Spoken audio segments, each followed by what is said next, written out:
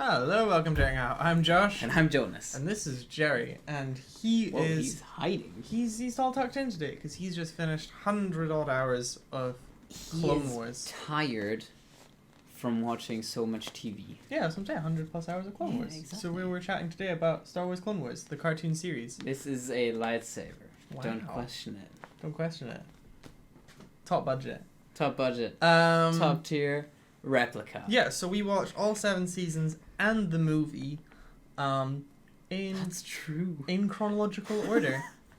There's definitely a lot that I've already forgotten because it takes a long time. It's a long time. It's a serious long time. Yeah. But yeah, let's talk about that. Sure, yeah. I think, first off the bat, why aren't these released in chronological order? I think is the main thing. Oh my god, yes. So that is the weirdest thing I've ever seen. it's like the first episode is in, like, chronologically, is in season 3. 3. And if you don't know what we mean by chronologically, it means, like, in terms of a timeline of, like, the Star Wars universe. Yeah. Season 3 is set before, but not all of season 3, just No, like, it's just spring things of It's episodes. like 3 episodes. The only season in order is season 6. It is 1 to 12 in order. Not even... No, season 7 is Season 3 7's episodes, and then... No, season 7's 4, 4, 5, 4, 6. 4, and 4. Yeah. But the last 4 is right, and the first 4 are flipped. And that, so season 7 just came out. They just completed it, and then season 6 was kind of like lost. Yeah. When Disney bought Lucasfilm in 2010, 2009. Yeah. They cancelled everything, and it was kind of like, these episodes exist, but we're just going to kind of not release them, but release them. So yeah, and then the rest of it, but every other season is in a very odd order. So we watched it in chronological order, which I do think is the way to do it. Yeah. It keeps all the plot lines together, consistent. I mean, yes, you do venture into, like, here's a storyline about this, and here's a storyline about that. So, like, maybe if you watch those 3 episodes that all have a little bit of a contained story, you might get away with it not being entirely chronologically fitting to everything else that's going on. But I just don't know why you wouldn't do it, because they are in the same... Usually they are in the same season. Order. Yeah. So, like, they just reorder the episodes, or, like, in the way you release those episodes. And, like, if they're not in the same season, you must be thinking of this plot line the whole time. So you already know what's going on. So why it's bizarre. It must be also so much harder to do, because you have so many things to think about in the future, as in, like, oh yeah, we've been doing this, let's implement that later on, or let's do something now that we're gonna flesh out way later on. The most recent season, I think, though, which is the old one, because obviously this is Disney have made this, so it is different, but I think the middle 4 episodes, so Ahsoka's storyline, is the weakest of the 3 4 episode slots. So to go with pretty good clone stuff, Ahsoka stuff, and then probably the best 4 episodes in the show is kind of weird. Whereas I think you have 4 episodes, get them out of the way, you kind of go, okay, this is just more filler, and then you're like, oh, this is actually getting pretty good. Okay. So I was still, even if the new season, I'd release it in chronological order, not the order that Disney released it in. Interesting. I think. I guess in a way you kind of want to have I see why you would rather have a weak middle and, like, a strong beginning and a strong end, rather than a weak beginning that gets better, because it might just be like you will lose people if you don't have. By season 7, I don't think you're losing people in 4 episodes. That's true. And these episodes are only 20 minutes apiece. Yeah. But I think going all the way back, like, what Clone Wars was always known for was being kind of, it appealed to Star Wars fans, young and old. Which, so I've seen it all once before, back in 2015. I watched it all in the run up to episode 7. And I did it while making all my old Star Wars Lego over Christmas. Like, I remember watching it thoroughly. Like, I watched episode 7, and then I was like, I'm going to watch all the Clone Wars stuff, and spent that Christmas building all my Lego. I think that's the perfect way to watch it. So in the background. In the background. Okay. But not doing something where you're like, oh, I'm working over here and it's on up here, you know. Mm-hmm. But in terms of like, it's on, I can look up at the bits, I can take a break and watch it, but I am doing something else. Because it's tough. No, I think it's funny how you say like it's for young and old, and I think it's definitely for young and old, but not simultaneously. So yep. Yeah, you have 100%. You have a lot of episodes that are just like, I don't care about the droids, like. Well, that's for older than us. So there's like a droid storyline that is a reference to the droid show of old in like the 80s. Oh man! So that's for older fans than us that grew up. Really, with that. I thought that was for like no, younger people. I even told you about that because they make the logo blue, which is the color of the droid's logo. Fair. The Maul stuff is definitely targeted at us in terms of the generation that grew up with the prequels. And the clones as well. And then I think all the Ahsoka, I don't know, just the Jar Jar random crap is for kids, and that's fine. But I think it's like some of the episodes get away with it. So there's one where Jar Jar and Windu, and there's a lot of like politics going on in that episode, and I was like, it's a real shame because Jar Jar's in this, because like that was the best one I think of, like blending kids and adults in one thing. But a lot of the time it's like, here's a filler storyline for 4 episodes, and here's what you want to see. Yeah, that's true. That's very true.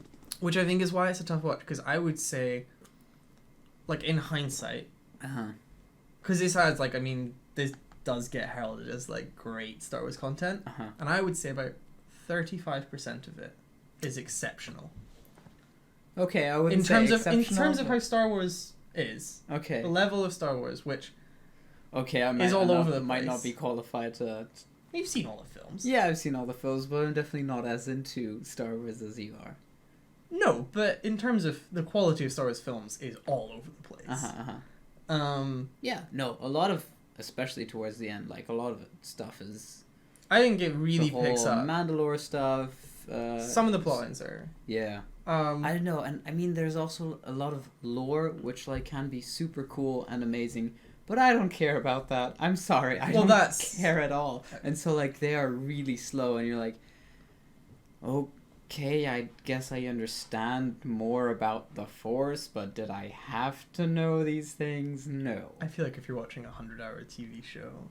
Yeah, no. Like that's part of It's I think it's kind of, in that sense, it can be very tiring because it is such a roller coaster of like engaging content, less engaging content, and then like to like keep having to re-engage with it is quite difficult sometimes. I think in terms of appealing to, I mean, obviously this show is targeted at Star Wars fans, young and old, but it's definitely Star Wars fans. If you're not a Star Wars fan, you're not going to enjoy this at all. And I think like there's not many things that do, whereas I think like if Solo, a Star Wars story, is definitely, that film is enjoyable for anyone. That's just a sci-fi action film. You know, you don't have to know about anything about Star Wars. Like that's just, I think it's a fun film by all accounts, but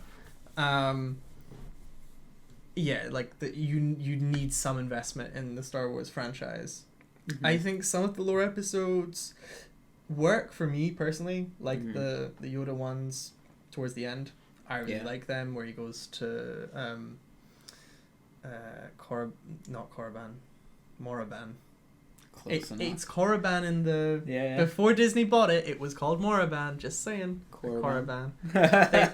Disney bought it like, oh, we can't use the planet already exists, so we'll just change a letter.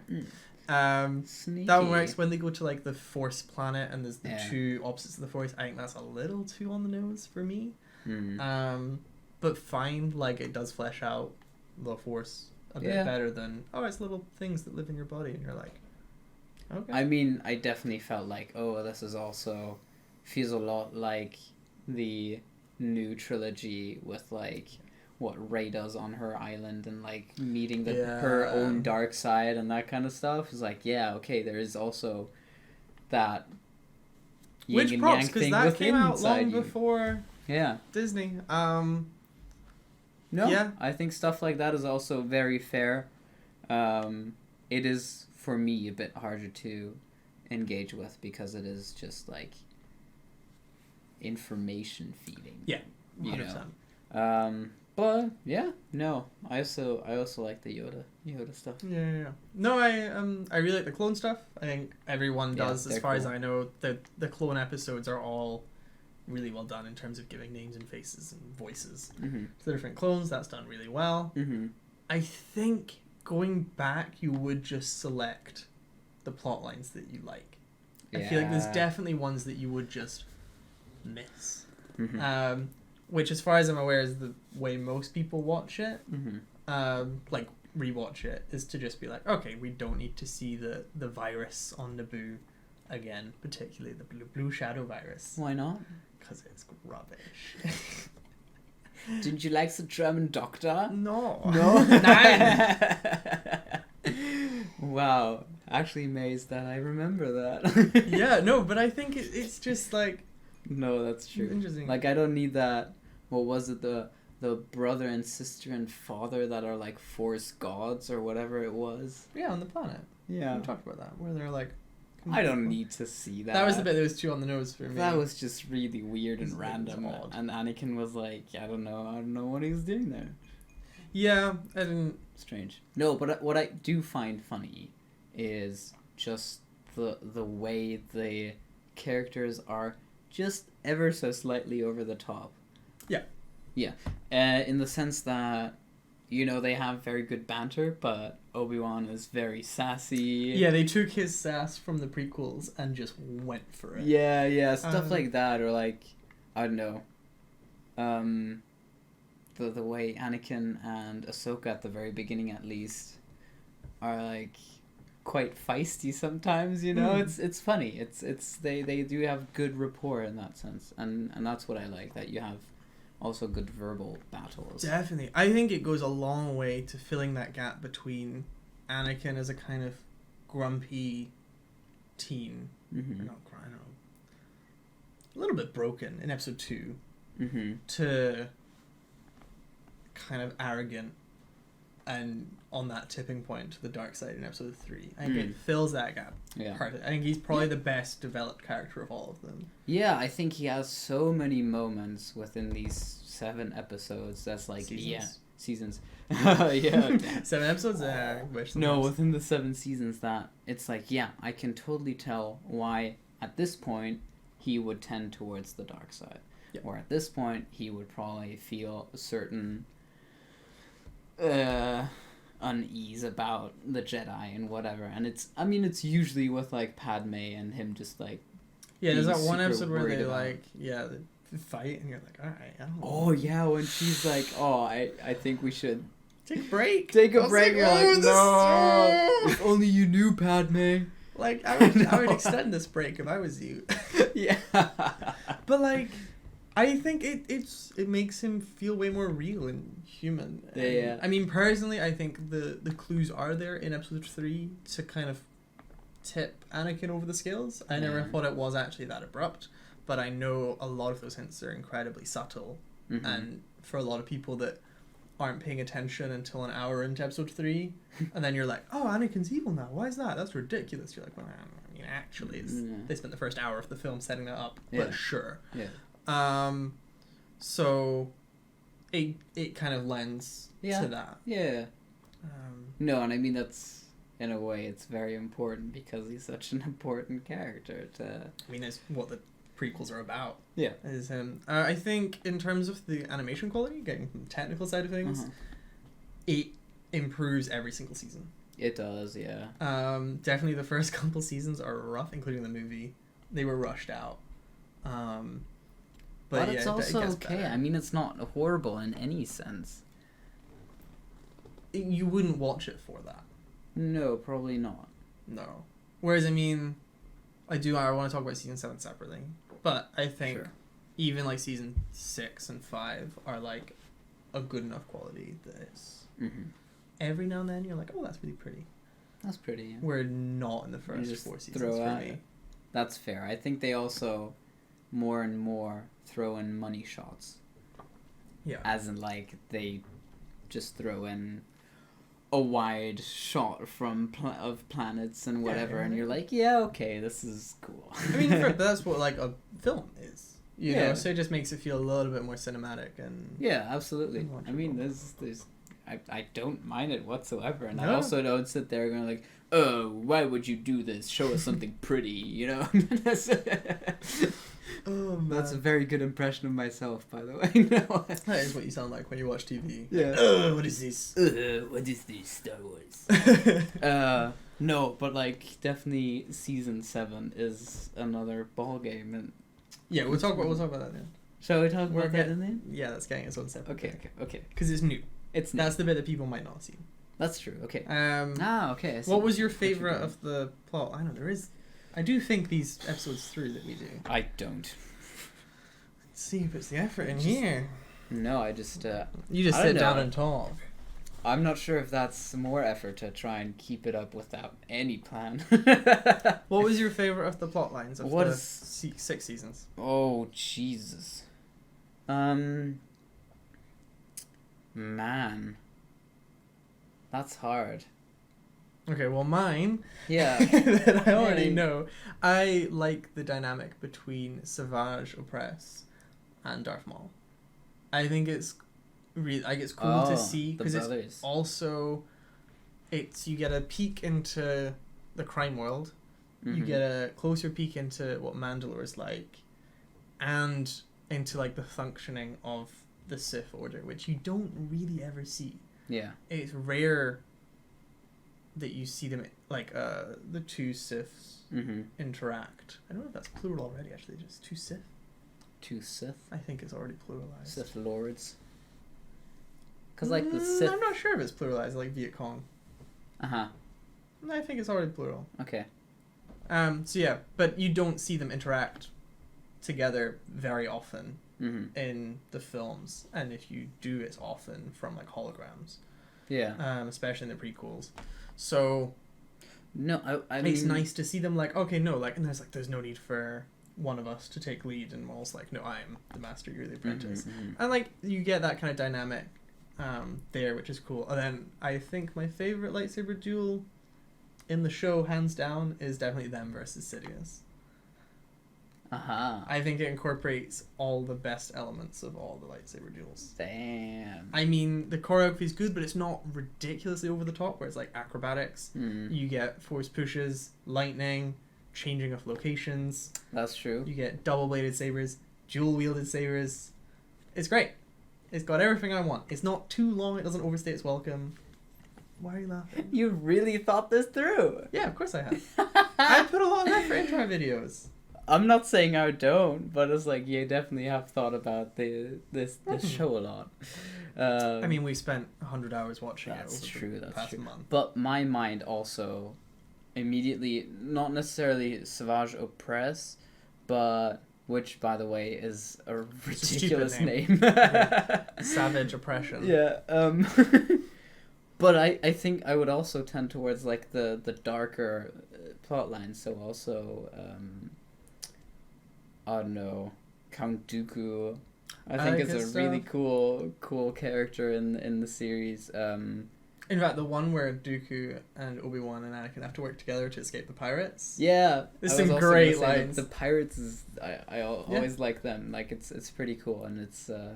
I didn't like the Night Sisters so much, though. I think it's a shame that so many of Dooku's episodes are tied into that. You didn't like them either? No, either. No, interesting. They're really weird. It's just random. It feels random. It feels very not Star Wars. And I know that there is that kind of like magic element. It seems way more fantasy than sci-fi. Way more which, obviously, Star Wars isn't sci-fi, but it's not really fantasy either.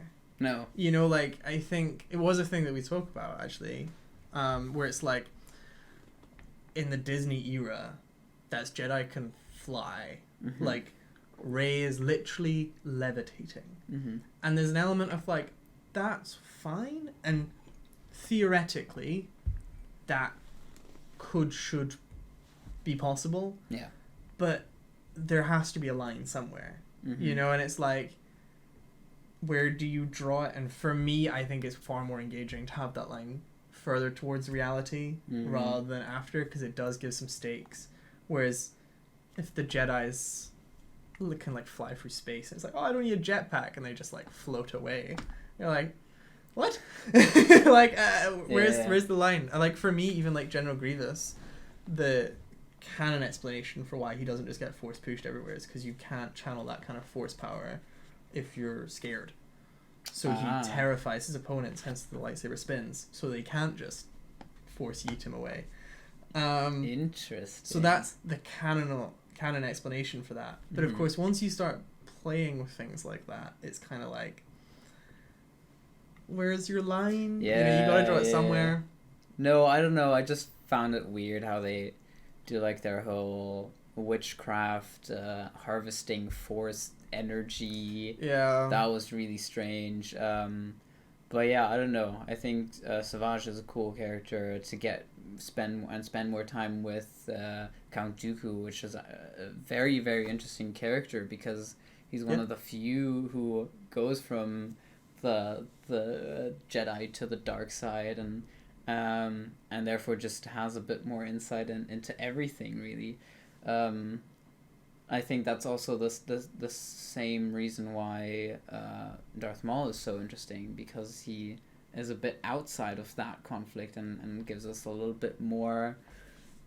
Yeah, more. He's always like. I mean, he's got nothing in episode 1 other than cool character design and a great lightsaber fight. Mm-hmm. So to have that character fleshed out and also to meet expectation, I think it's something that is very impressive. Like, I think obviously like Boba's a kid in this show. Yeah. So that's obviously a struggle, but I don't think Boba lives up to Boba's reputation as a character. Yeah. In this show, whereas Darth Maul definitely does, and I'd say exceeds it in terms of, wow, that's a really cool character in episode 1 to like fan favorite, legitimized, he's a badass. Yeah. In the show, I think they've done a really good job there of making him. I think he started off a bit weird to me, as in like the whole completely deranged. The spider legs is an odd choice. Yeah. Spider person. I'll agree. I think they just needed a reason for him not to be kicking about for episode 2. Yeah, that's like true. that timeline of like, what was he doing? You're like, doing? oh, he was off. Mad. He was in a scrapyard. Don't ask questions. Yeah. That's true. But I think that's fine, and that's over pretty quickly. Yeah. I also really like Ahsoka's plot lines towards the end when she like starts to struggle with the. I mean, it definitely starts, or like season. There's a 5, 6? big kickoff when she gets kicked out of the Jedi Order. I think that's really, really cool. As in like we're also starting to show why there might be the same reason for Anakin to mistrust them. Like that feeds into the whole thing of what's going on in episode 3 big time, and I like that. I like that they kind of already feed us that through a different character, so it doesn't, like, if you watch that, it doesn't come out as a surprise whatsoever when Anakin mistrusts. I think actually, speaking of like Ahsoka, they do a really good job of not making all the characters introduced just in the show illegitimate. So Captain Rex, Ahsoka, the pirate, they're all Savage. Yeah, they're all legitimate characters, and they have their own plot line sometimes as well, which I think is really cool because it's like they don't all have to die. Just almost none of them die. Yeah. Like they're all just kicking about in the universe, having a good time. Like you don't need to, because obviously it is a universe. You don't always need to like tie things back, which I think is nice as well, because it means that you're not thinking like, oh no, they'll just die because they have to. Whereas in like Rogue One, you're like, every single person here has to die. Or in Solo, you're like, Han Solo cannot meet Darth Maul because he doesn't believe in the Force. So it'd be really weird for the main villain in his trilogy to be a Force wielder. Yeah, don't know what they were thinking there, but it's fine. I think in terms of rewatchability, I would select my favorite of the plot lines. I do think for a first rewatch, though, it's nice to see everything. Or would you... So, like, if we went back 2 months and we're like, oh, let's watch Clone Wars, would you rather I hand-selected the plot lines for you to see?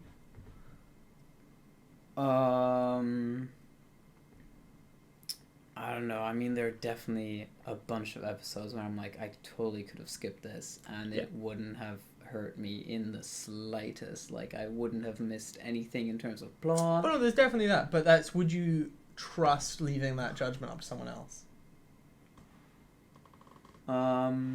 Someone else in general? I mean, well, us.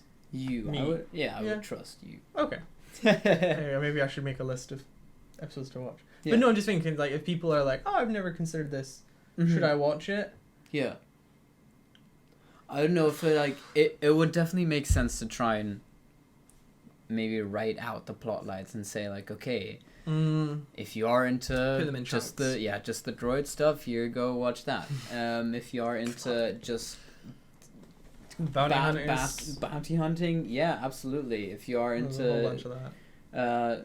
Battles, I think you could definitely do it, but interesting. No, because it's always a thing, like, whenever, to take another TV show, whenever anyone asks, is Game of Thrones worth watching, I always say, yep, stop at the end of season 6, because I think that's actually quite a good end point. Yeah, but I always wonder, if someone told me that about a TV show, I'm not sure I would.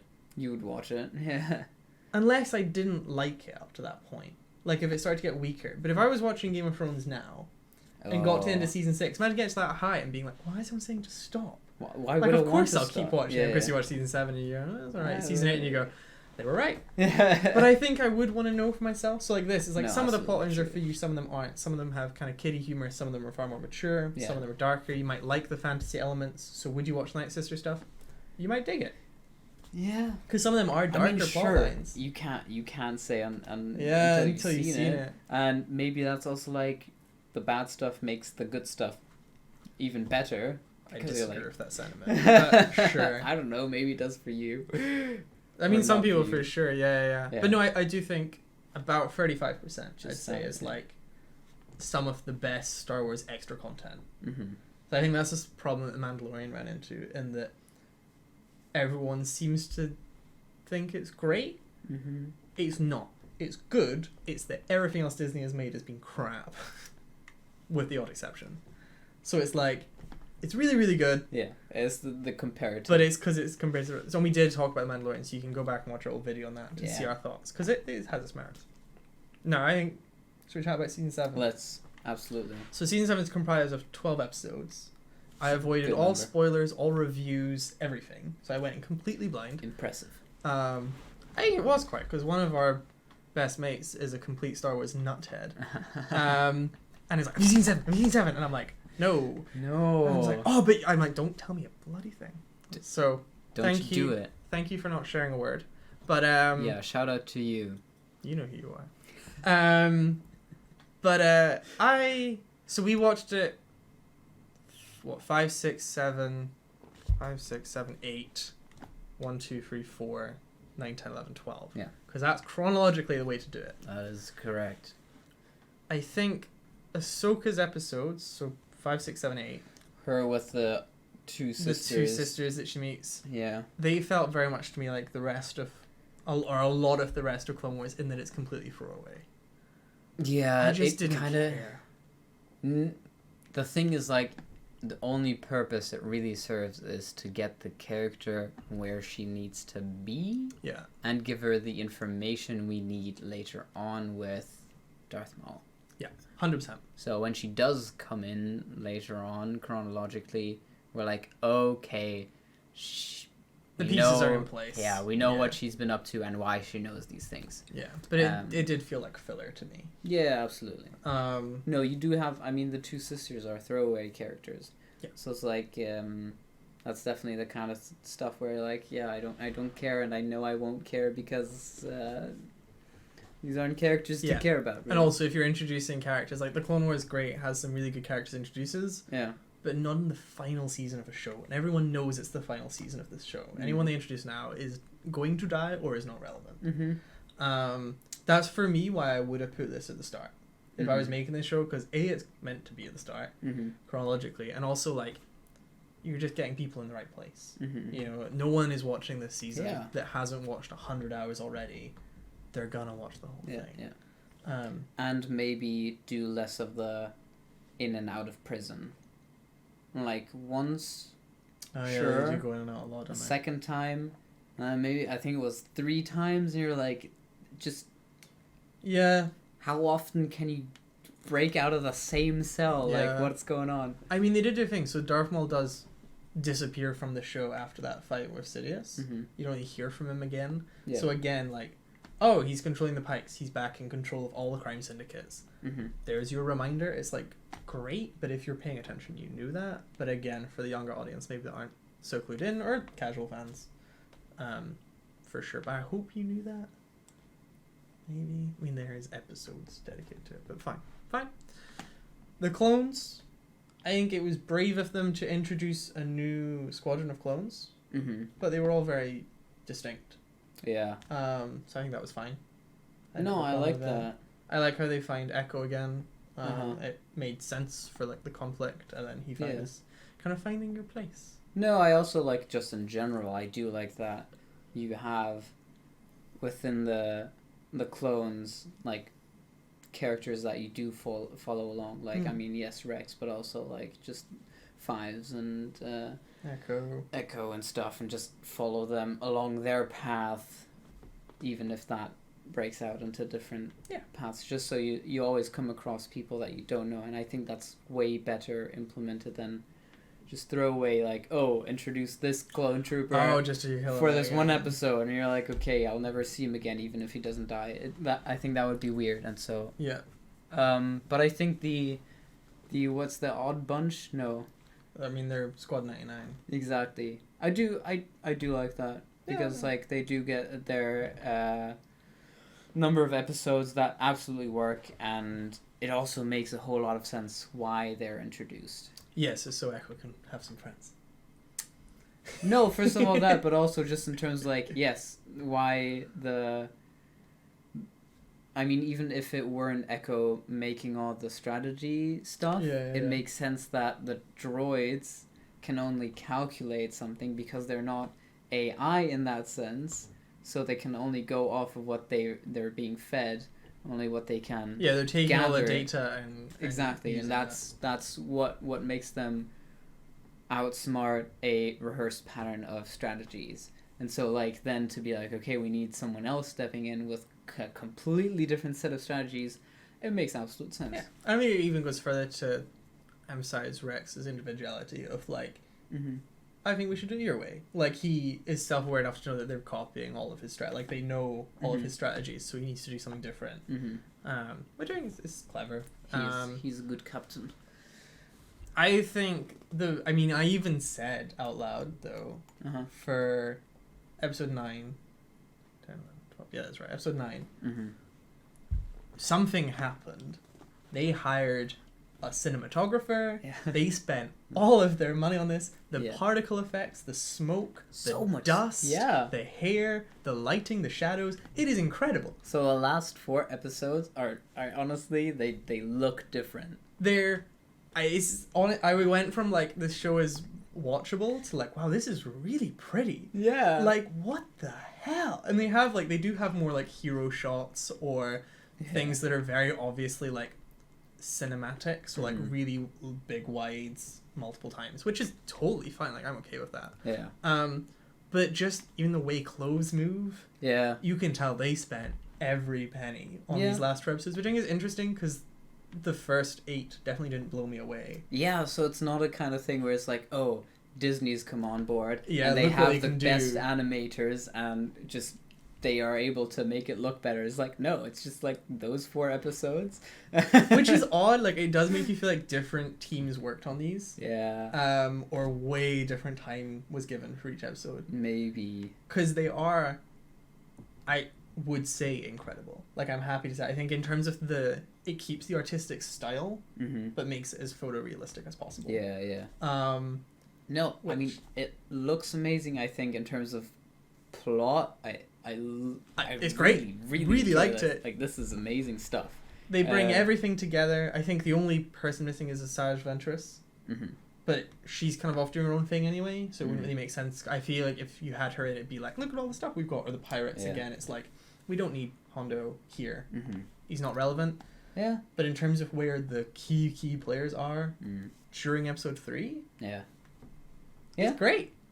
It's I mean, you don't spend a lot of time with, say, Anakin or Obi-Wan. You don't need to. It definitely it's yeah. I mean, as a whole point of like, where they are in episode 3, and I also think the way it is integrated into episode 3 is crazy. It's like, it's happening at the same time as these things, but it's completely somewhere think else. There's a couple bits where there are voice lines from episode 3, and that's really, really clever, because if they were like, oh, it's the same moment, but we've redone it, I think it'd be so obvious. Yeah. Because especially episode 3, which is definitely the most memeable of the Star Wars films by a good mile, and I love it. It's my favorite Star Wars film. Happy to admit that. I just think it's a really, really solid film. It's very well paced. It's quotable. It's funny. The action's great. Because of that, though, if you start copying over lines with slightly off voice actors, I could be in trouble. Yeah. So to just be like, no, let's just take the audio file from that film and use it, works really well. Yeah. Especially when you've got, though, so like those bits where you hear Anakin talking when the Anakin is going to talk in 5 minutes' time with a different voice. But I think they get away with it really well. Yeah, absolutely. I didn't necessarily notice. Okay, I did. It was good. It was well done. It's not like this is definitely someone else talking. It is more. No, that's what I mean. They've just taken. Yeah. No. Yeah. Like as in like, this is someone else talking the original. I just feel like, man, this is from the original movie. Yeah. Not a different person. Yeah. No, I think that's well done. I really liked the fight between Ahsoka and Maul because it feels heavy. The entire fight, like in the throne room and up top, just the way they move, I think feels way more real than most of the other fights in the entire show. Feel very weightless. Yeah, and like there's an argument for like they're Jedi, whatever, but I feel like because that a lot of them aren't that watchable. Like they're fine, but they're just way too quick. Yeah, I also had a moment of like, this looks like motion capture. I think it is. I'm willing to say it is. Yeah. It is like the way they move. Yeah, I'm glad you noticed that as well. That we're both thinking it is kind of like maybe because it's definitely quick, and like we've seen fast lightsaber fights in like episode 3, but I think like the difference between the Darth Sidious versus Yoda fight in episode 3 compared to Anakin versus Obi-Wan is quite obvious. Yeah. Because one of them is made in a computer and one of them is very, very well choreographed actors. And I think this feels more like very well choreographed actors than look what we can do in this computer with like 17 backflips and stuff, and you're like, okay. So yeah, no, it's interesting you picked up on that as well, because I definitely was like, this feels better. Yeah. I just like it felt real. Yeah. Absolutely. Interesting. It is interesting. Yeah. No, but maybe also because they don't do a whole lot of Force stuff while fighting. There's still like pushes and stuff. Yeah, but that's like little sprinkles of it, you know. I think with the whole jumps, like just bouncing around. That's like excess Force usage. But we don't even see that in the films. We never see fights where, apart from Yoda, you never see fights where the Jedi are just like they don't jump that much. No, but like in that fight with Yoda, it's not just Yoda, it's also Darth Sidious. Yeah, but I don't think that's the best fight that's ever No, but that's kind of like, you're like, okay, what is going on here? Sure, in the films it's also because actors are... They can't jump, but then if that's your baseline... Yeah. No, I mean, in terms of the Clone Wars, you do feel like a lot of the fights have that weird kind of additional Force usage for the sake of just movement. Yeah. I think, not to get sidetracked, but I think that's why the fight in episode 9 just felt a little off, because there was these really big slow jumps for the whole thing, which is odd for Star Wars. You don't really see that ever.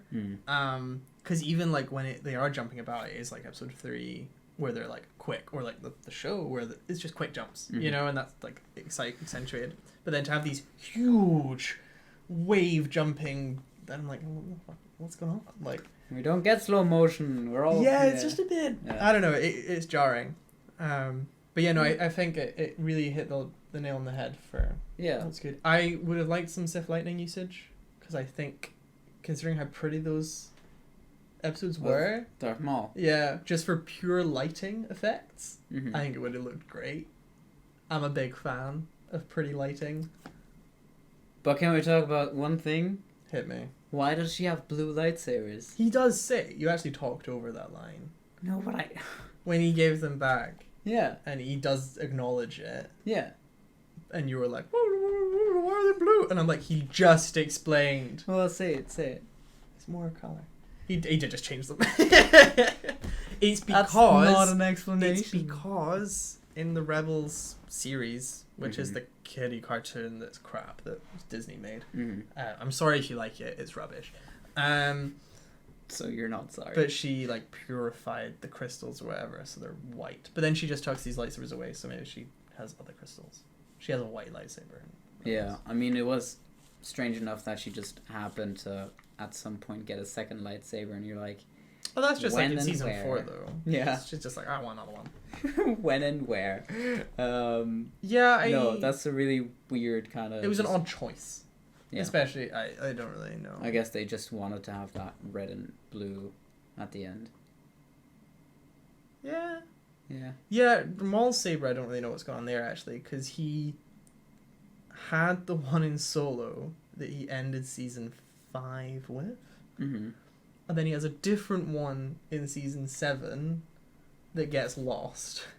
So maybe he's got a backup in a way somewhere. He gets his old one. I don't know, but it was definitely a bit like, oh, he's got a new lightsaber. That's not the one he has in he Solo. Probably so won that with all the pirates and... Yeah. He also still should have the dark saber, should he not? Yeah, definitely. I'm not sure how the dark saber gets into Moff Gideon's hands in Mandalorian then. No, because it was meant to be the sacking of Mandalore, which Maul is no longer in. Yeah. Oh, plot holes. Yeah, no, I mean, I'm sure it's pretty. I haven't watched all of Rebels because it's crap. But yeah, like there is Mandalore stuff in there. I think that's one thing that actually did irritate me in terms of like appealing to kids. So I don't know her name. The ginger bob Mandalorian. Satine's sister. Yeah, Satine's sister. Yeah. She is a terrorist. I mean, like she lost rule legitimately, got a foreign army to come in and invade that are not wanted there. By all accounts, Mandalore was doing just fine. A little corrupt maybe, but just fine. Blows up the entire planet basically, plunges it into war so that she can take back rule illegitimately. And she even admits in the end, she's like, oh, politics was never really my thing. It's like, yeah, you don't say. I don't know, though, because if the rule is the strongest is the ruler... But it's meant to be like a one-on-one duel, which Maul won totally fine. Yeah. And she's like, oh, I don't like that, so I'm going to come back with this army and just... Here's a thought. Ahsoka is the new ruler of Mandalore. Legitimately. No, because she didn't kill Maul. Oh, but she won against him. Sure, but only because Maul did that classic, like, join me thing that every Sith ever dies to. Stop it. Especially, like, That's Jedi. not her fault. You know that making the Jedi makes them more powerful, so don't try and do that mid-fight. I don't get it. It doesn't work as a tactic. But okay, fine. No, but... Yeah. That would be a funny one. What? Ahsoka being the ruler of Mandalore, because she sits down, she's like, yeah, she just flies back, she's like, actually, I'm gonna... No, but I think that is a very interesting way to think about. I mean, there are a lot of things that are just like, ooh, this is close to having a proper political talk about what's a lot going of on the stuff that's kind of, I mean, prequel-esque in terms of banking. The banking episodes are so close to real life that you're kind of like, oh, okay.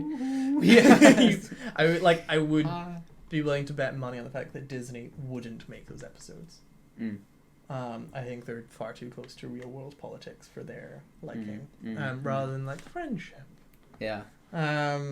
So yeah, I do like that they bring that in as well.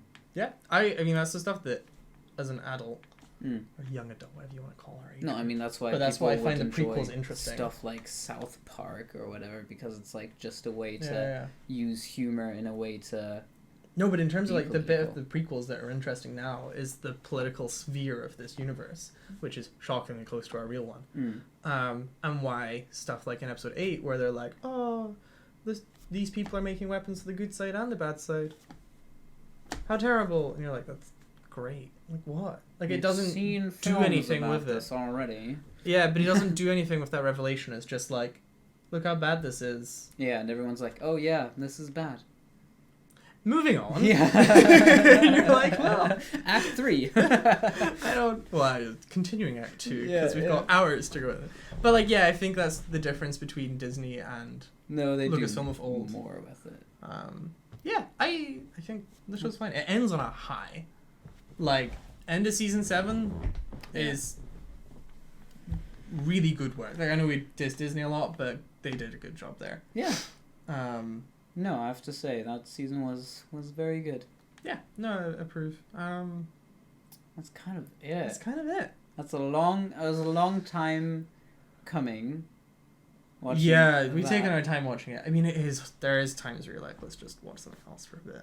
No, absolutely. But no, something to applaud for. If you're a Star Wars fan, definitely watch it. There's a lot to get out of it.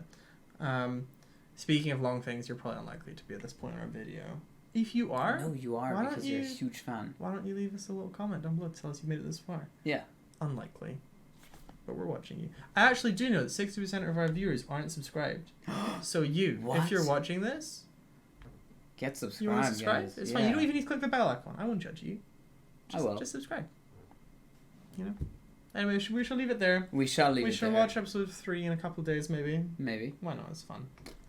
Alrighty. Bye.